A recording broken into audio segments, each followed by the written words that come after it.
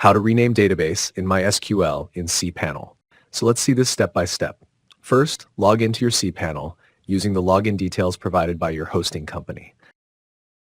Once you log in, you will land on the main cPanel dashboard.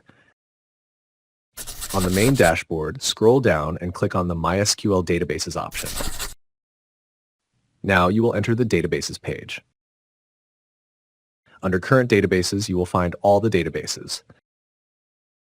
To rename a database, look for the Rename option in the same row as the database you want to rename. Click the Rename option. In the pop-up window, retype a new name for the database and click Proceed to continue. And done. This is how the database can be renamed in cPanel. If you found this tutorial helpful, please like the video, leave a comment below, and share it with others.